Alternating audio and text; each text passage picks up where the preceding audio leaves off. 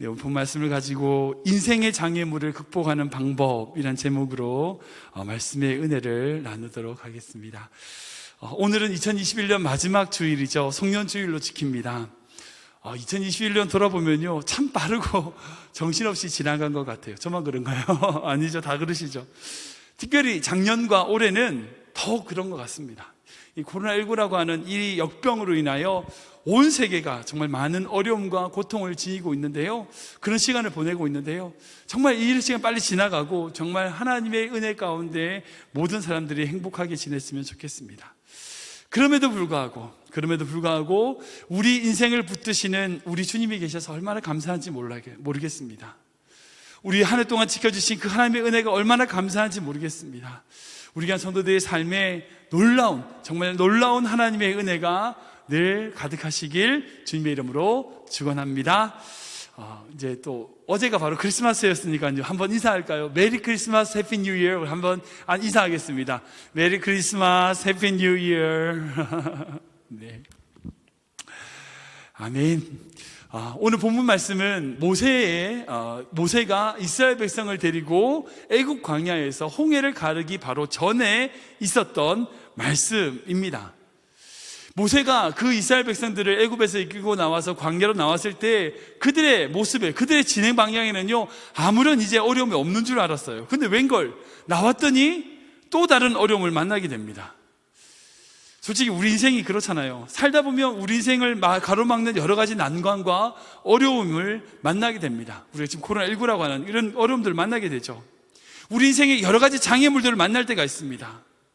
그리고 혹시 지금 그런 장애물을 만나고 계시는 분 계실 수도 있다는 생각이 듭니다. 우리 인생을 보면요, 결코 우리가 그런 어려움과 장애물을 피해갈 수는 없는 것 같아요. 그래서 제가 예언 아닌 예언을 하는데요, 제가 정말 여러분들 인생 가운데 2021년 참 많은 어려움과 장애물들이 참 많으셨겠지만 내년에도 분명히 또 있을 겁니다. 제가 예언할게요. 또 있을 거예요. 저주처럼 들리면 근데 그게 인생이니까. 근데 한 가지 더 예언할 수 있어요. 그게 뭐냐? 그런 어려움과 장애물이 있다 할지라도 그런 속에서도 하나님이 여러분들과 함께 하실 것을 제가 또한 예언할 수 있습니다. 우리 앞에 어떤 어려움과 장애물이 있다 할지라도요, 하나님이 우리와 함께 하신다는 거예요. 하나님이 우리를 붙들어 주신다는 이 사실만큼은 결코 변하지 않는다. 여러분들 믿으시기 바랍니다. 방금 말씀드린 것처럼 오늘 이거 보면은요, 바로 아주 유명한 홍해 사건을 앞두고 있습니다. 모세가 이스라엘 백성들에게 하나님의 말씀, 그 홍해 앞에서 전한 하나님의 말씀이 바로 방금 읽었던 말씀이었어요. 이스라엘 백성, 그 억압받던 이스라엘 백성을 애굽에서 구출해 내어서 해방시키고 그들을 광야를 이끌고 나왔습니다. 그들이 홍해 앞에 도착했을 때 그 이스라엘 백성을 죽이려고 어떻게 해요? 뒤에 애굽 군대가 쫓아와요. 전차 부대를 이끌고 쫓아옵니다. 바로가. 근데 지금 그 전차 부대가 지금 말하면 탱크와 같은 거예요. 사람이 그냥 싸울 수 있는 존재가 아닙니다. 그럼 어마무시한 전차 부대를 이끌고 애국 군대가 뒤에서 쫓아오고 있어요. 앞에는 홍해가 가로막고 있습니다. 이걸 한마디로 뭐라는지 아세요? 사면초가, 진퇴양난이라고 합니다. 이 말씀은 성경에서 가장 많이 알려진 이야기 중에 한 가지입니다. 정말 난관에 빠져있는 이스라엘 백성들을 하나님께서 어떻게 하셨냐? 홍해를 갈라서 새로운 길을 열어주시는 그 이야기는요, 성경에 있어서 가장 다이나믹하고 재미있는 이야기 중에 한 가지입니다. 그런데 이 환경, 그렇게 어려움에 빠지는 그 이스라엘 백성의 모습 속에서 지금도 고난 가운데 빠져있는 우리의 모습을 찾을 수가 있어요. 어려움과 난관 속에서 어떻게 해야 될지 모르는 그런 이스라엘 백성 모습처럼 바로 오늘의 우리의 모습이 바로 어려움과 환난 속에서 어찌해야 될지 모르는 우리의 모습과도 같다는 생각이 드는 겁니다. 근데 이런 어려움과 고난에 빠져 있는 이스라엘 백성들에게 왜 이런 어려움이 생겼는가? 이런 한번 생각해 볼 필요가 있어요. 여러분, 이런 인생, 그런 이스라엘 백성이 애굽에서 탈출해서 그 앞에 왔을 때에는요, 그렇게 나갔을 때는요, 더 이상 어려움이 없을 줄 알았어요. 그런데 웬걸 홍해라고 하는 장애물이 있었고요, 정말 애굽 군대라고 하는 장애물이 있었습니다. 근데 이 두 가지는요, 우리가 만나는 장애물과도 거의 비슷합니다. 이스라엘 백성이 만났던 장애물이 뭐예요? 첫 번째는 바로 홍해라고 하는 장애물이에요. 이거는 다른 걸로 환경이라고 얘기할 수 있습니다. 이거는요, 우리의 어떤 환경과 상황의 어려움을 뜻합니다. 그런데 이 출애굽기의 말씀을 잘 보면요, 이 환경이 왜 생겼는가? 이 환경이 왜 생겼는지 아세요? 하나님이 그렇게 하셨어요. 하나님께서 이스라엘 백성을 편한 길을 놔두고 그쪽으로 보내신 거예요. 우리 출애굽기 말씀인데 같이 보겠습니다. 시작.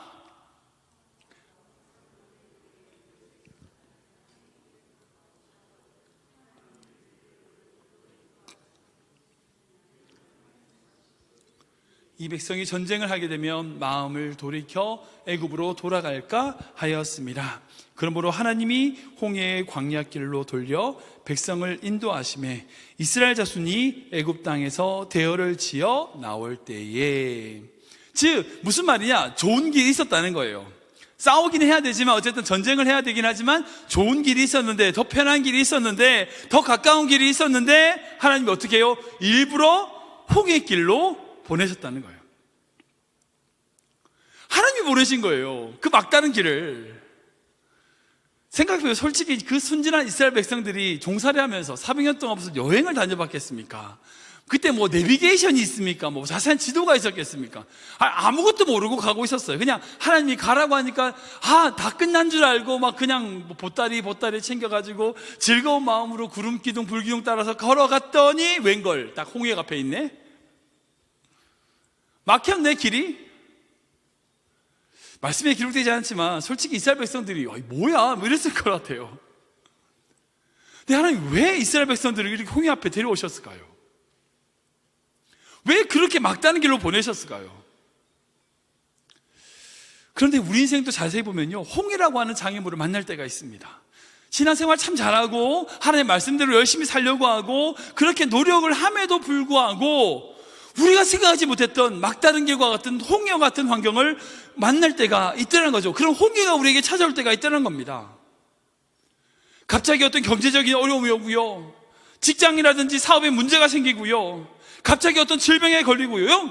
신앙생활 잘했어요. 믿음생활 잘했고요. 기도도 열심히 하고 말씀 가운데 걸으려고 노력을 했는데, 그렇게 말씀 따라 걸어왔는데 장애물이 있더라는 거예요.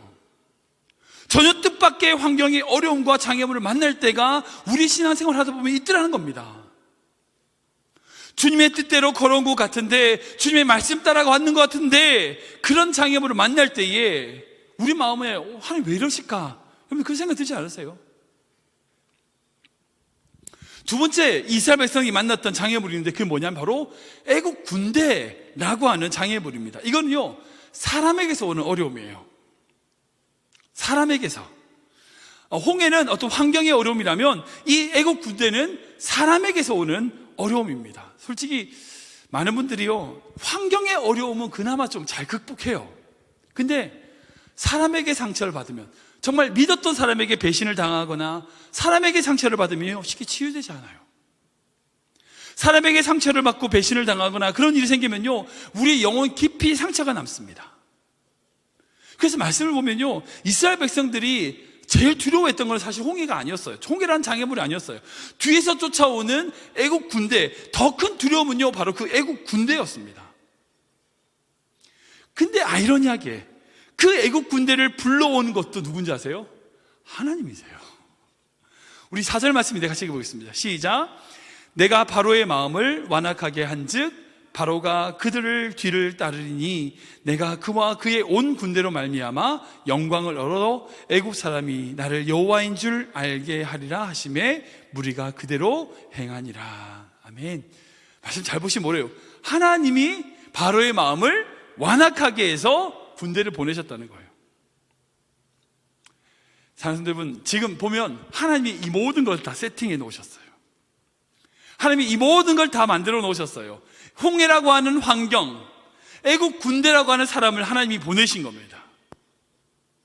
이런 모든 세팅을 이스라엘 백성 앞에 이 어려움을 주시는 모습을 보게 됩니다. 왜 그러셨을까요? 왜 이런 방법을 선택하셨을까요? 하나님은 왜 쉬운 길로 이스라엘 백성을 보내지 않으시고 어렵고 힘든 그 막힌 홍해 앞에로 보내셨을까요? 왜 하나님은 애국의 마음을 완악하게 하셔서 군대를 보내어 뒤에서 추격하여 죽음의 위기 앞에 몰아넣게 하셨을까요? 왜 이스라엘 백성에게 그런 어려움과 장애물을 주시는 걸까요? 왜 우리 인생에 하나님은 어려움과 장애를 주시는 걸까요?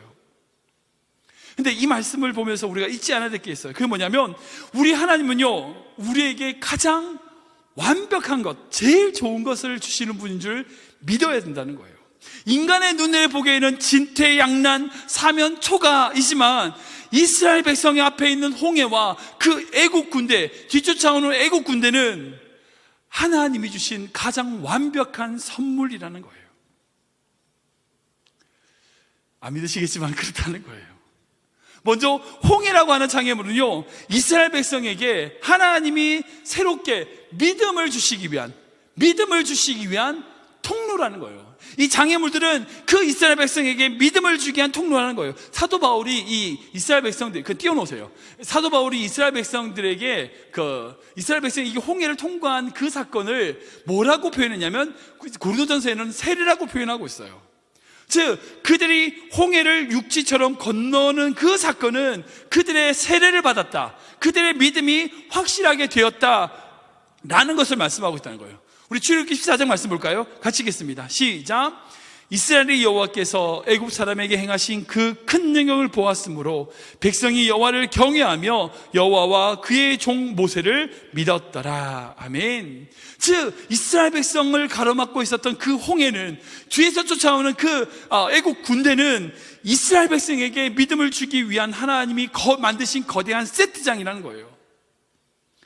만약 빠르고 편한 길로 갔다면 이스라엘 백성은요, 하나님의 권능과 능력을 보지 못했을 겁니다. 혹시 여러분들 가운데 어려움이 있으십니까? 장애물 있으십니까? 여러분, 그건요, 여러분들에게 믿음을 주기 위한 세트장이라는 거예요.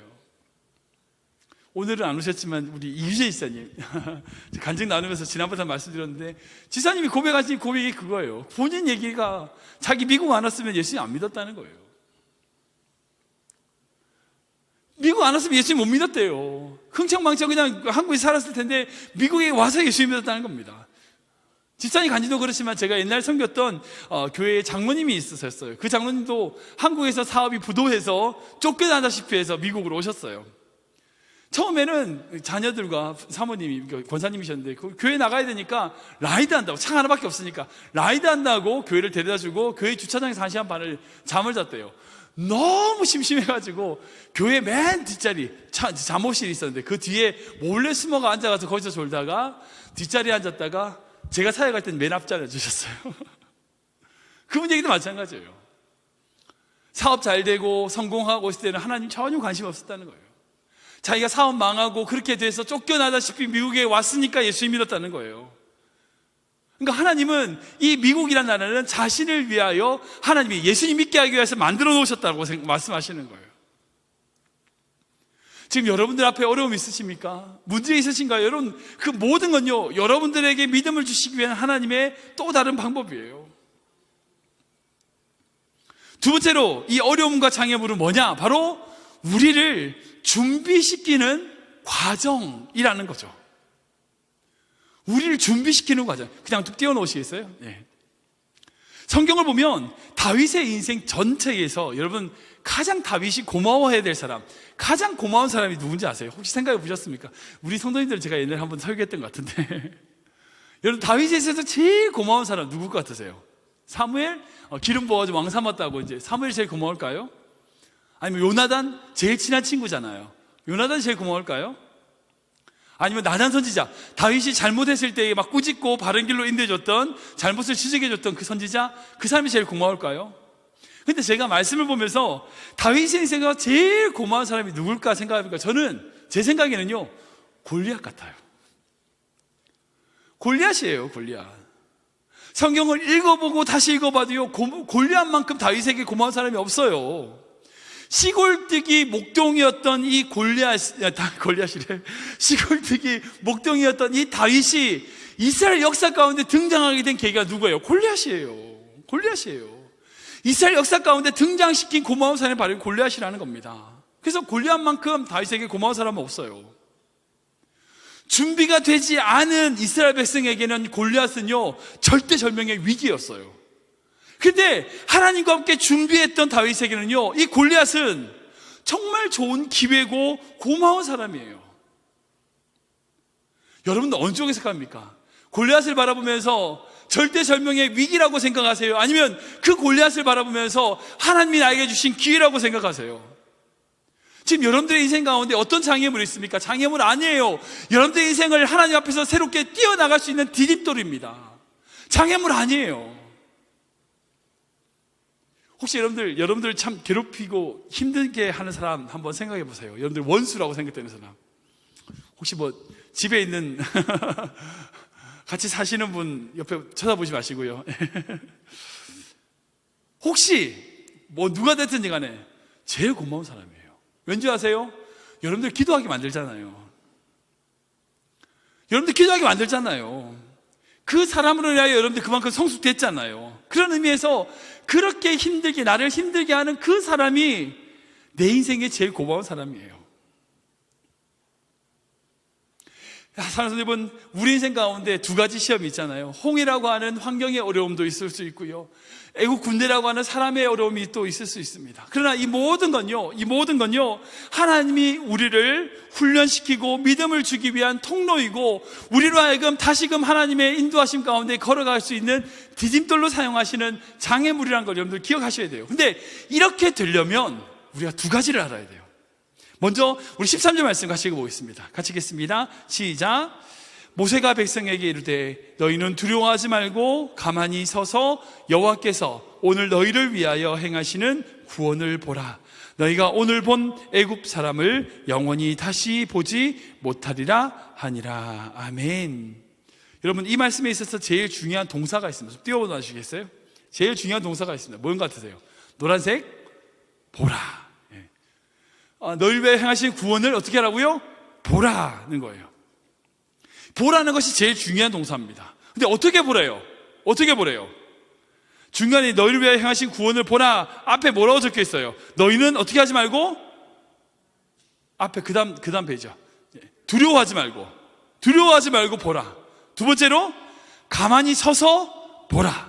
A죠. 그러니까 우리가 우리 앞에 있는 장애물과 우리 앞에 있는 어려움을 뛰어넘을 수 있는, 극복할 수 있는 방법, 이게 두 가지인데, 바라보는 것인데, 첫 번째는 뭐냐? 바로 두려워하지 말고 보는 것이고요, 두 번째는 바로 가만히 서서 보는 거예요. 이게 바로 그 장애물을 극복하는 방법이에요. 첫 번째로 두려워하지 말고 보라는 말씀은 뭐냐? 문제만 보지 말고 그 문제 너머에 계시는 하나님을 보라는 거예요. 문제만 보지 말고 그 문제 너머에 계시는 하나님을 보라는 거예요. 제가 영상을 하나 준비했는데, 옛날 토요 새벽 때 제가 보여드렸던 건데, 주일 예배는 안 들었으니까 한번 보시기 바랍니다. 한번 볼까요? How many fingers do you see? You crazy Stop sneaking up on me like that. How many? 4. 4? Another idiot.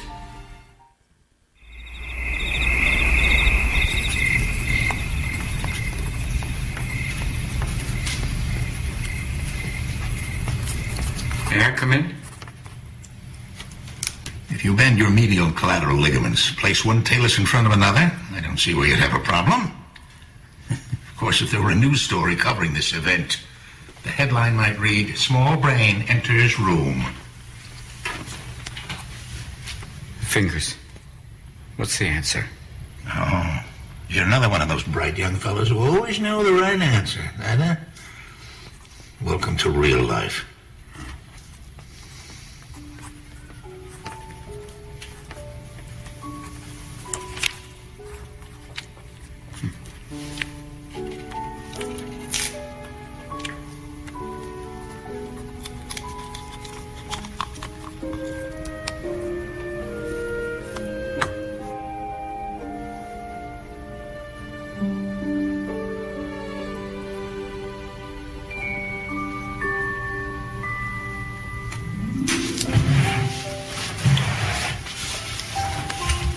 How many do you see?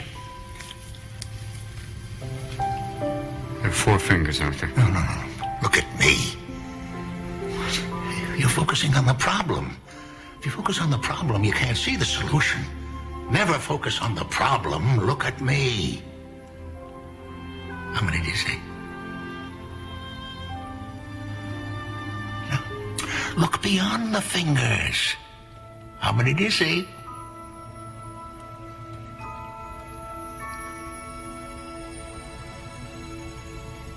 8. 8. 8. Yes, yes. 8's a good answer. Yes. See what no one else sees.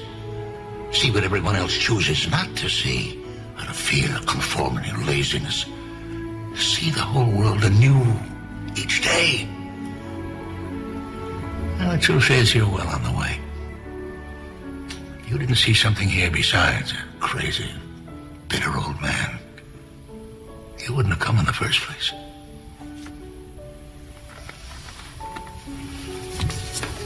What do you see when you look at me, Arthur?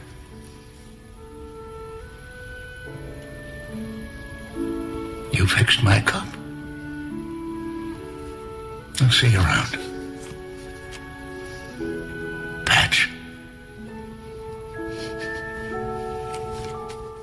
네, 워낙 유명한 영화고 영상이어서 여러분들 아시는 내용일 거예요. 패치 아담스의 한 부분입니다.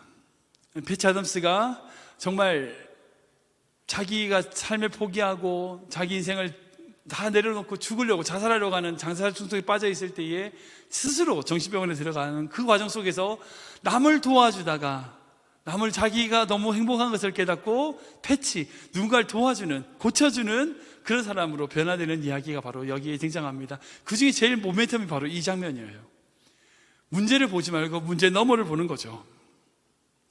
문제를 보면요, 문제밖에 보이지 않아요.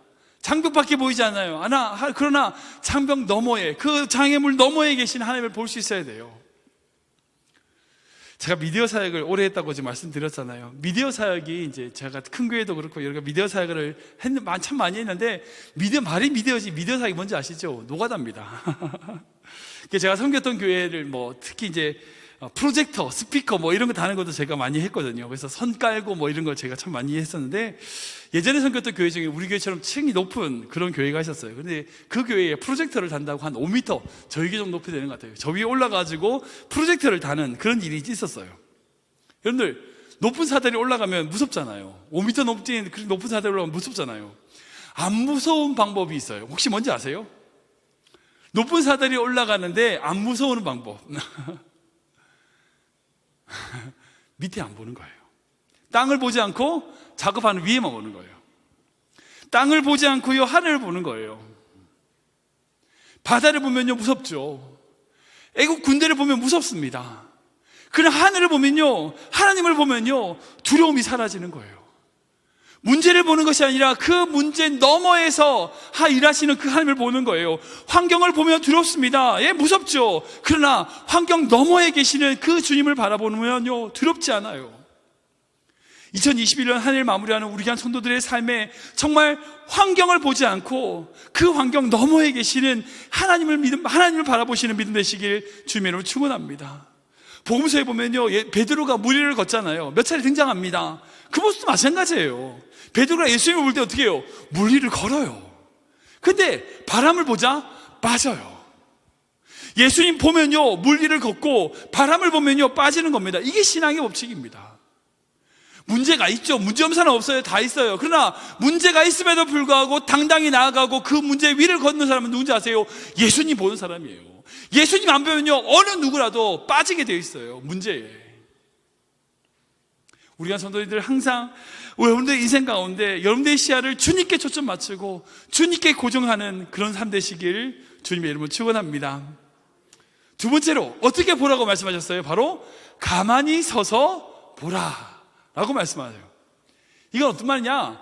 불평하지 말고 봐라. 가만히 좀 있어서 봐라. 후회하지 말고 봐라. 그 말이에요. 그러니까 우리가 가지고 있는 본능적인 행동이 있어요. 그게 뭐냐면 어려움이라든지 어떤 고난을 탁 찾아오면요, 본능적으로 어떻게 해요? 불평하고 후회해요. 그러지 말걸. 그걸 왜 그랬을까?